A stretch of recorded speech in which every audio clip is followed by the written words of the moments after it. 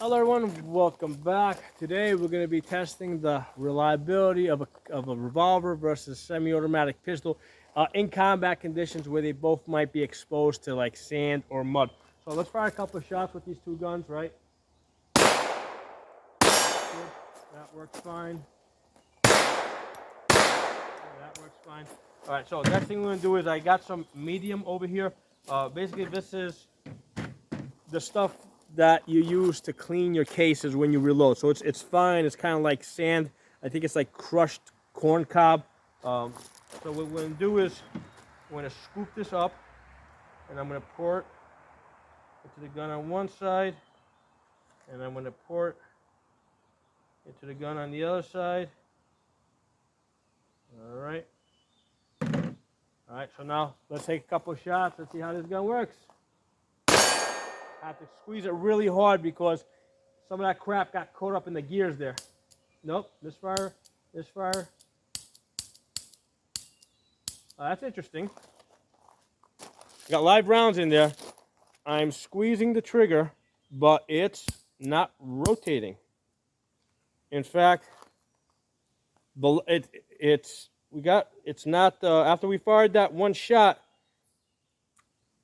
there's a piece that's supposed to come up over here and lock into this wheel over here, and that's not coming up.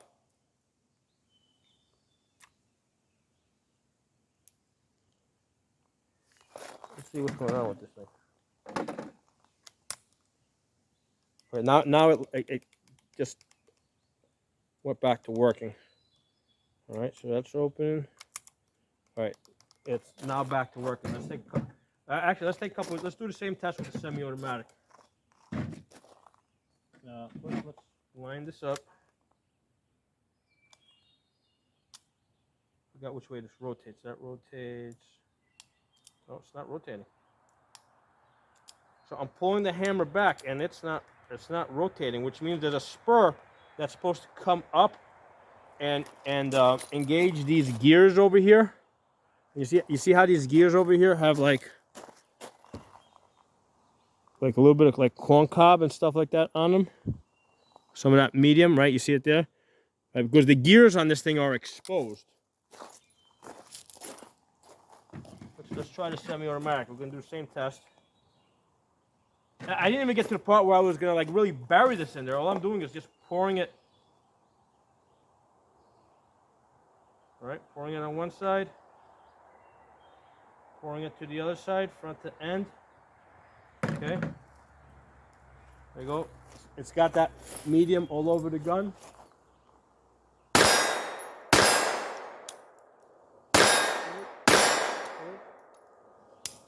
The cocker works fine.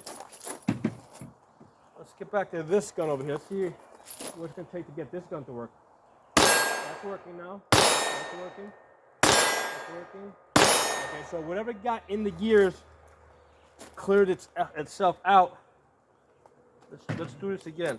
Let me get the shot cases out of there. So the issue that we're running into here is the guts of the revolver are exposed, right? So you see over here, this opening? Well, that opening right there is a straight line to these gears right here, right? And you can see there's a little piece of corn still stuck on it. And if the teeth don't, because every time you pull back the trigger, there's a spur that comes up and pushes on those gears. If it doesn't properly engage, it's not going to rotate properly.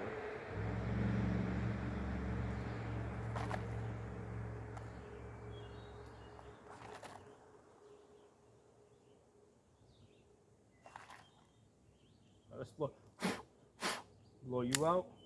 Let's load this guy up.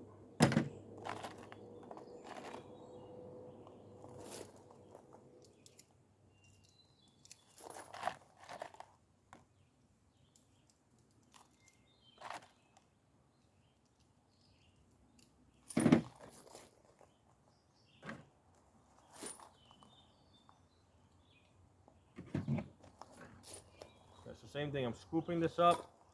I'm pouring it on the gun over here. Okay, so we're doing the same thing both sides. We're just pouring it full extension.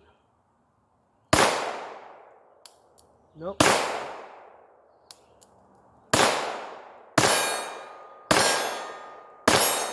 working.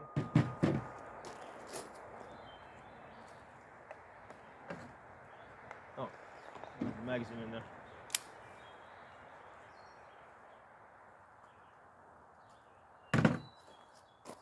Do I put it around the chamber? I don't know. We're gonna find out. I remember if I put it around the chamber.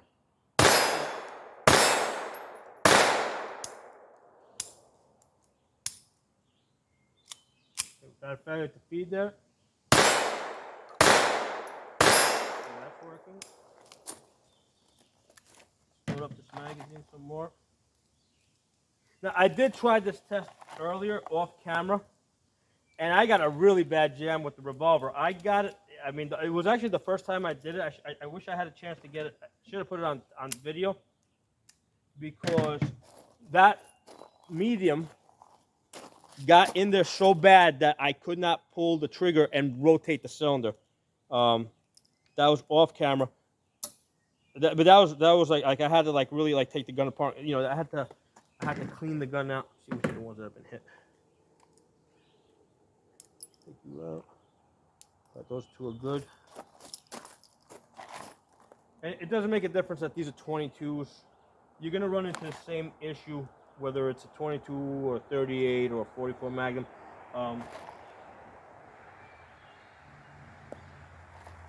And the issue that we're having is stuff is getting into these gears over here because it's open. There's an opening over here, and stuff's getting into the gears. And also earlier I found that there was something that some stuff that got into that hole right there. And that's the hole that comes up and locks the cylinder in place.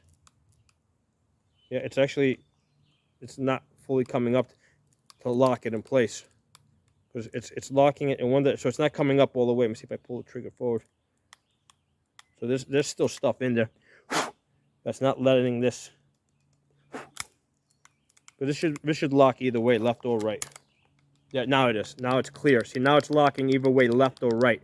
Before, when it was closed, they would just, which means that if it doesn't lock in position where this doesn't go left or right, you can end up with a situation where your chamber is not properly lined up with the barrel. And what can happen is, if it's not properly lined up, you might still be able to ignite it. And what's going to happen is the bullet is not going to go straight down the barrel. It's going to go, you know, basically to the. It's gonna hit the chamber hole here, or not even chamber hole, the barrel hole on the edge, and that can cause the gun to blow up. So this has to be locked in place so that there's no way that it can be in between those two positions. That's one of the reasons why I wanted to do this with a 22. So if I do have a failure like that, it's only with a 22. It's not with something a lot more powerful. Let's try this again. Right. Got that there. Okay, same deal. Doing the same thing with both sides, flipping it over, clean. Let's see if we shoot. Good.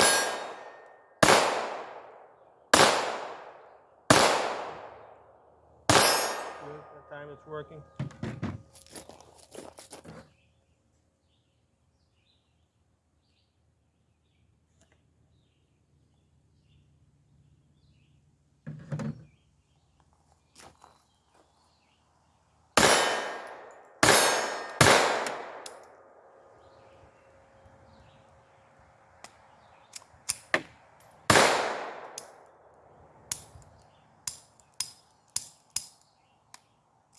Yep, speed.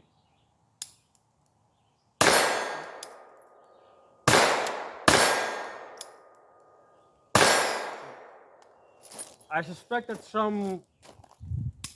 something got in there. That was the last one. One in the chamber. Because I don't think that some of these 22s were feeding. I think some of them might have been getting stuck in the magazine.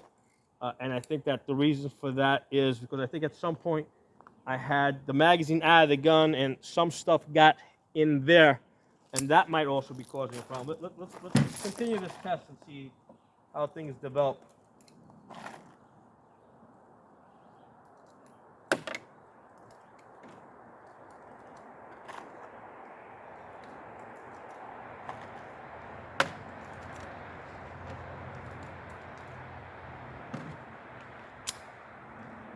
We got around the chamber.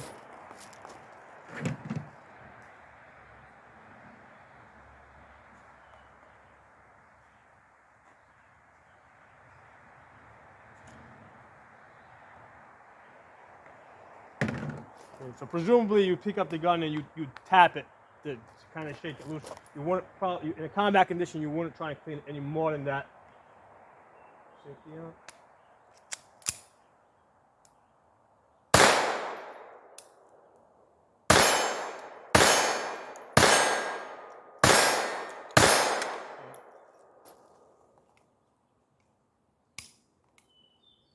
Now this does have the decocker, which I don't like because that's like one more thing that can go wrong with this gun. I prefer guns that don't have safeties on them. Let's load this guy up again.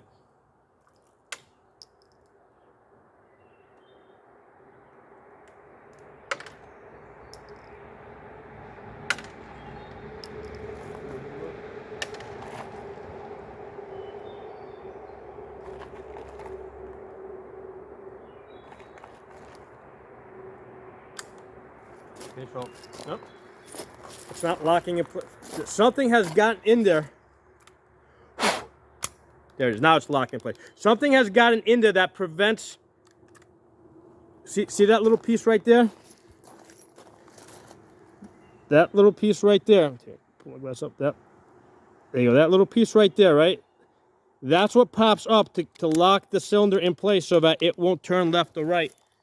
And a piece of that medium has fallen in there and it's not working reliably. Where sometimes it's locking and sometimes it's not locking.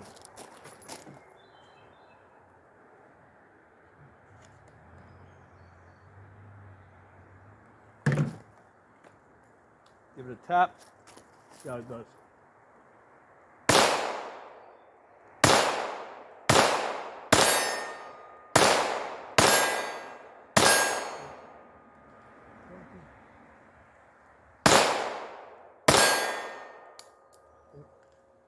Empty. All empty. Try some more. Got around the chamber.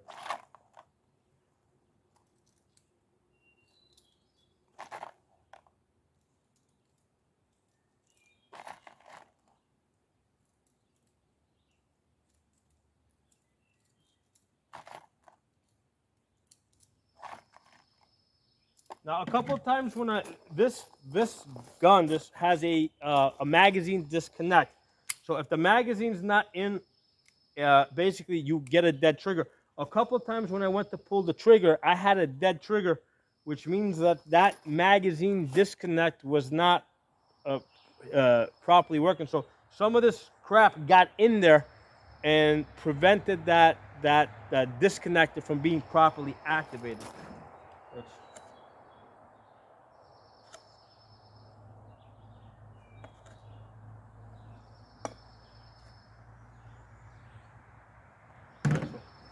Give it a tap.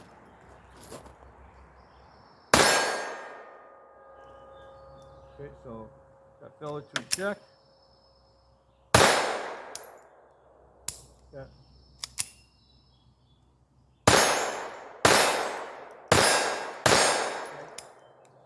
So what I'm saying with the revolver is when we do have a problem with it, right? And I mean, not with the revolver. What I'm saying with the semi-automatic pistols, when we do have a problem with it, it's just a matter of tapping it and racking it, and that seems to fix the problem a lot faster than when we have a problem with the revolver. When it seems like when I have a problem with the revolver, there's more work involved in getting this thing unjammed and getting the garbage out of the gears and out of the little nooks and crannies where that stuff seems to be getting into.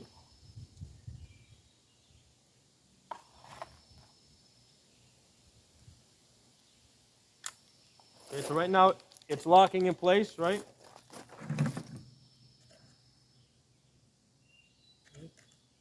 Get off to the side.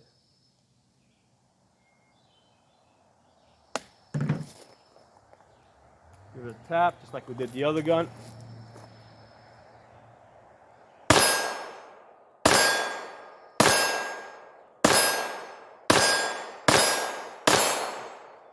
Lock, okay. So, I mean, I'll let you guys decide for yourselves, but it seemed to me that when, I mean, we did have some issues with both of these guns as far as crap getting into them and causing issues. It seemed that when in this specific test, right? So, in this specific test that I did, it seemed that when the semi-automatic was having an issue, right, and you can see how there's like little pieces of that stuff on the magazine. So I think that's the problem why we were having disconnect, dead triggers, is because stuff that's on the magazine that was interfering with the disconnector. So another reason why I tell people don't get, magazine disconnectors in guns are terrible things. But it seemed that when I was having a problem with this gun, it seemed like it was easier to fix the problem, right? Whereas the problem that I had with this one, which was this piece over here not coming up to lock the cylinder in place, that was the one problem I had. And then the other problem I had is at one point that spur that comes out to rotate the cylinder, that was not popping up. And then off camera, I had the very first time I tried this test today, that medium got in here in such a way that I was pulling the trigger and there was absolutely like no rotation. I had to work with it for a while to try and get that medium out. I'm sorry I didn't get that on camera. But anyway, you guys decide for yourselves. I mean, theoretically, as I'm looking at this, the semi-automatic is closed, right? So there's less stuff in there. Actually, you know something? Let's just do one more test just for the hell of it. I want to see how this goes. I want to try one more thing.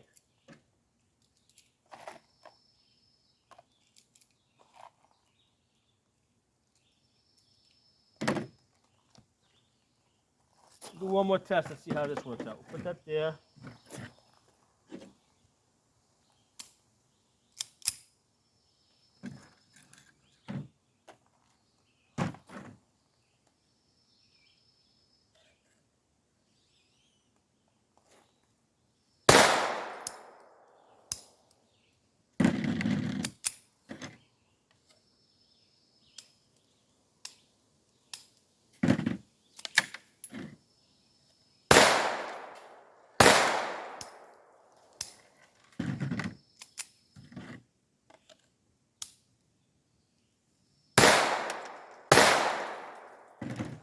Okay, so I can see what's happening with this gun.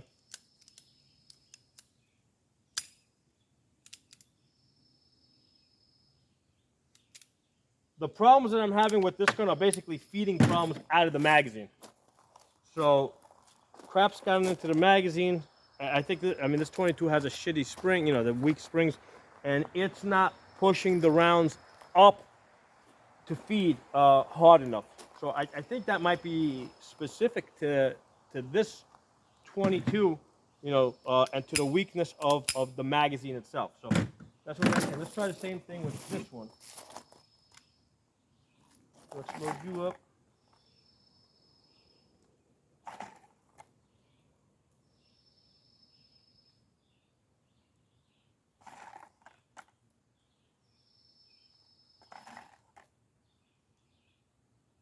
And part of the reason I wanted to do this with 22s is because I didn't know how many rounds it was going to take to get through this test. I didn't know what to expect with this, so I wanted to use something that I knew I had lots of ammo to work with.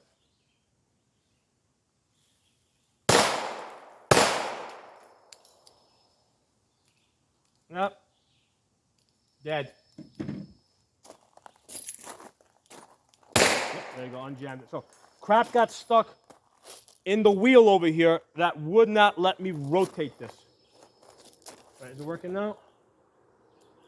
No, dead. No, not. Yep. Yeah, now it's working. You all set? No. There you go. I did get a lot of misfires out of that.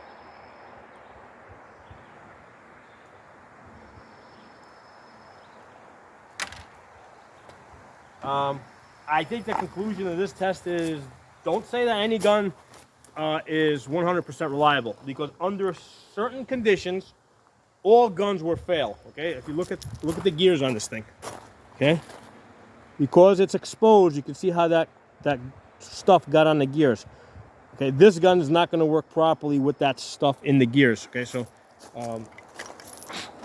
you know, you can't say that any gun is 100% reliable, because under some conditions any gun will jam.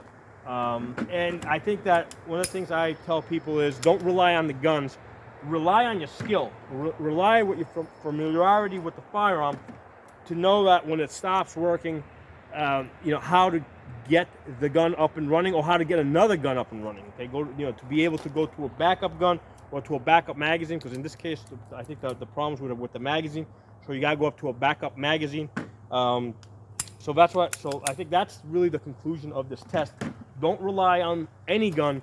Rely on your skills, right? Because that's what's going to save your life. So I hope you guys enjoyed the video. Drop some comments below. Let me know what you guys think. This test was just done in real time. Whatever happened, happened. I mean, you guys sort for yourselves. I just wish you had seen the first one where I did off camera, where I mean you know, this thing was just stuck, and I couldn't even get it open. I had to almost hit this to get this open. Anyway, now I got to clean this gun. So they got all this shit in them. Thanks for watching. I'll talk to you guys soon.